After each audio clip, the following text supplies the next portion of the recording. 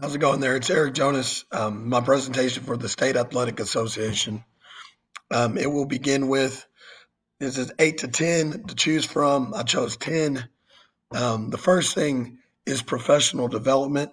Many resources are at their fingertips in order for them to gain more knowledge, to get better as far as decision making, maybe understanding policies and just information that will help them um, whenever they are in need to be a better athletic director.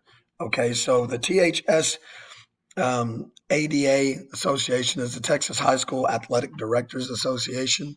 And the first part of this professional development, and I kind of put this in order: professional development to networking and resources, are kind of the importance of it.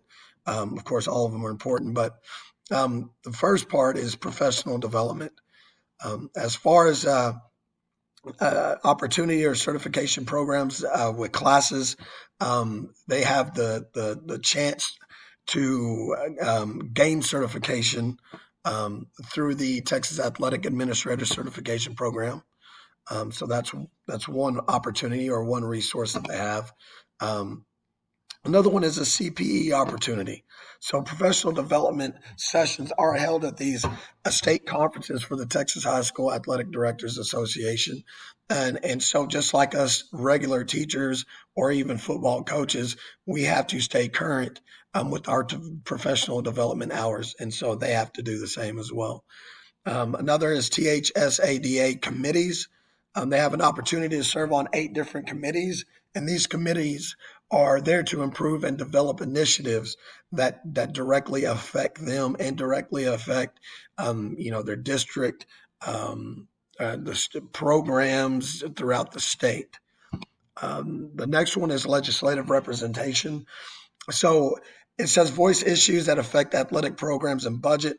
Of course, with legislative representation, you're trying to get the ears of the people that are down in Austin to hopefully work to where it not only benefits but doesn't hurt athletic programs. There are a couple of things that have kind of gone on. I know Texas High School Coaches Association, for example, has kind of battled the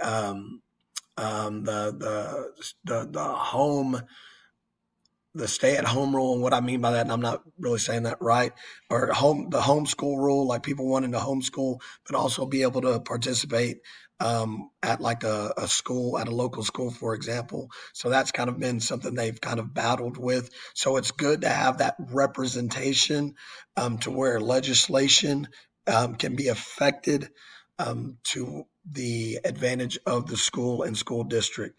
Okay, so again, it's a good avenue for an athletic director to have, and those guys will and ladies will work together, and maybe hopefully affect everything across the state for the benefit of athletics across the state.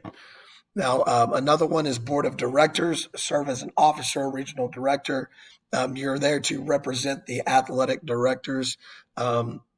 And again, all of these kind of will, I say all of them will go hand in hand, but like kind of your board of directors will kind of be your main speakers of the program. Like there's a board of directors of Texas High School Coaches Association, so they're kind of our in the forefront of the rest of the coaches that representing us. So the same thing for the board of directors for the Texas High School Athletic Directors Association.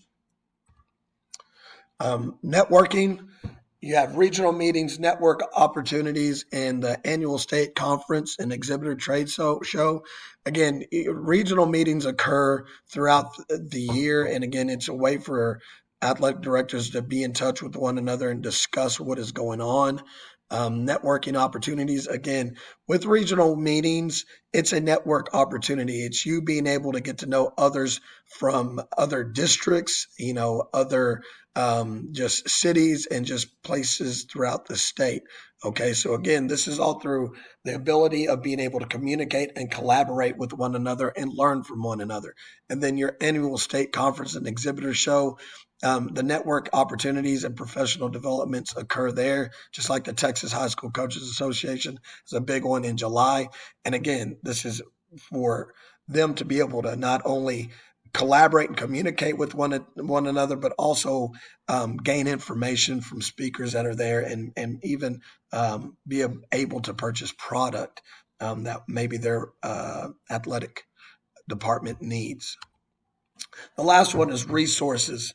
Okay, so there's newsletters, the good old fashioned publications, and this is written by athletic administrators, and it is for athletic administrators. So again, it's good for them to hear from people within the same field, and maybe issues that they're facing and ways that they came about it.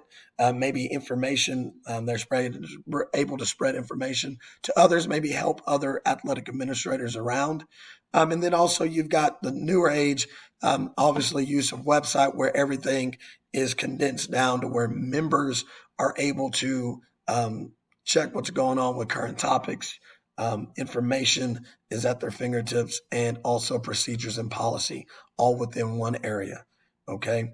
So again, this is for the state athletic, our presentation. These are the resources or things that athletic administrators can use to their advantage. All right. Thank you.